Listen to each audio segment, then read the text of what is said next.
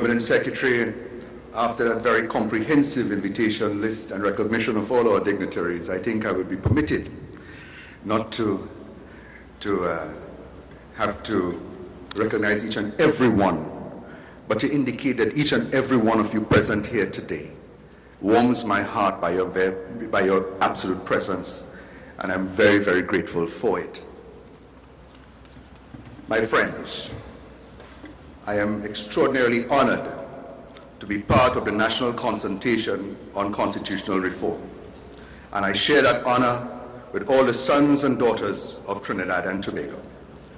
I have been chosen to lead this initiative of the People's Partnership Government, and I do so with great appreciation for being given this responsibility and with respect for the task entrusted to me.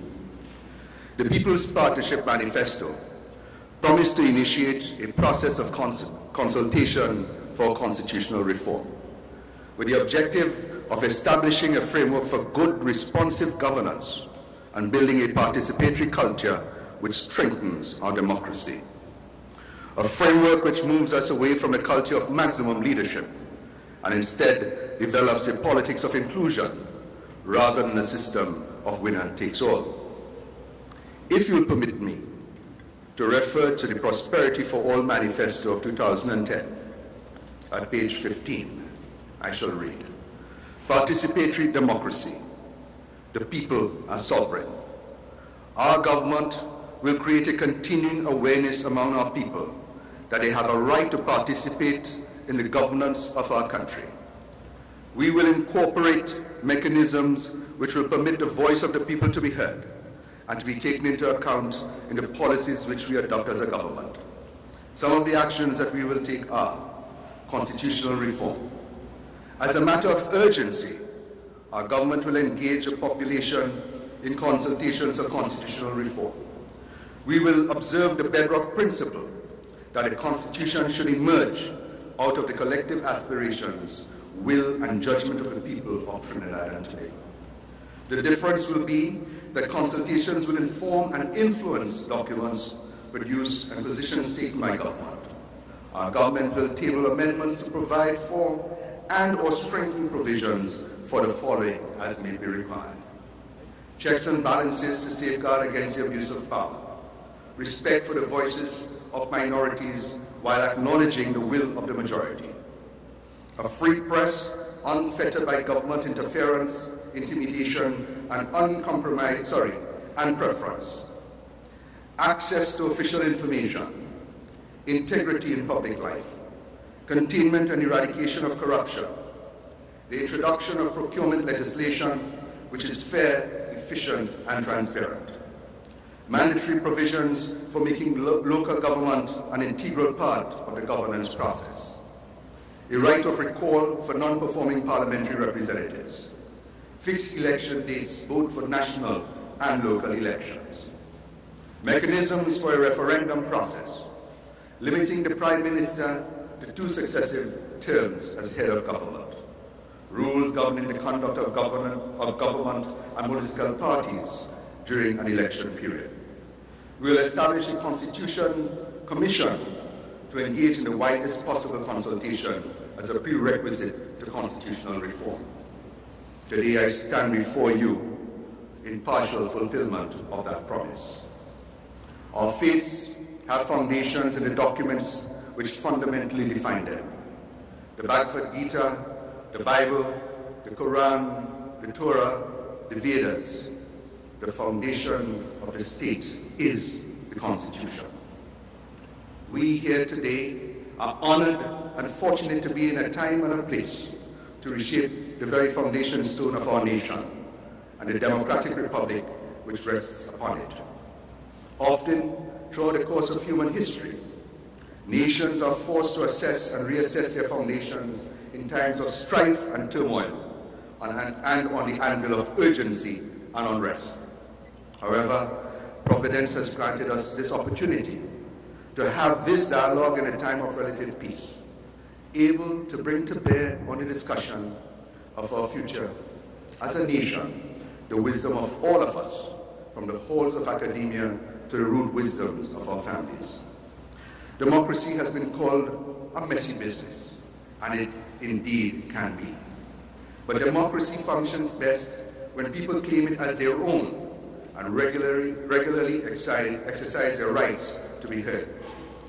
Citizenship can take a lot of work, and we are embarked upon an important part of that work.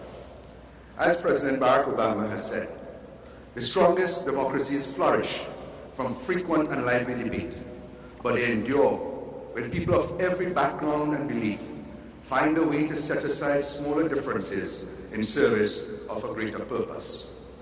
I have found that politics can be a noble endeavor.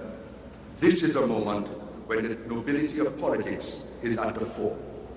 A moment when we have an opportunity in our service to our nation to reach for that greater purpose, to have a deeper discussion of what kind of nation we want, based on the practicality of creating a more workable constitution and reinforcing the ability of our nation to endure. During the constitutional reform consultations, we will address certain issues which the people have called for and will call for. Some have already spoken of the need for proportional representation, which will help to ensure that never again will citizens in their numbers be disenfranchised by the electoral process, as may be the case when traditional choices and party politics offered to them do not reflect their beliefs or serve their needs. Every vote of every citizen, every man and woman, will have a vote that better ensures the opportunity for representation within the halls of government. Fixed election dates, both for national and local government elections. No longer will our population, our citizens, our people have to raise their voices and who have to stand up to be counted and have that opportunity only in election, and that right is being kept in the pocket of someone. There must be certainty as to when we will exercise that right. Term limits for the office of the Prime Minister. The best and brightest, if in a position of power, are pressured and constrained by forces not often evident to the rest of us, forces which are taxing and demanding. The very nature of the office of Prime Minister has the potential to distance the office holder from the people and their needs. A fixed end to their term of office, rather than perpetual tenure, enforces the need for urgency of action, whilst also acting upon the conscience and self-image of the office holder to consider their legacy, their place in history. Others have spoken of the right of referendum, which will bring true power to our people. How can we live our lives as patriots without a sense of belonging and the empowerment of knowing that our voices will be heard? We are embarking on these consultations in a spirit of true openness.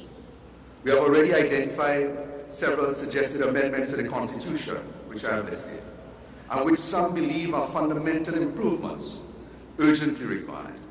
However, the voice of the people must be heard and must in no way be encumbered. We have scheduled 17 public consultations across the length and breadth of our beloved nation.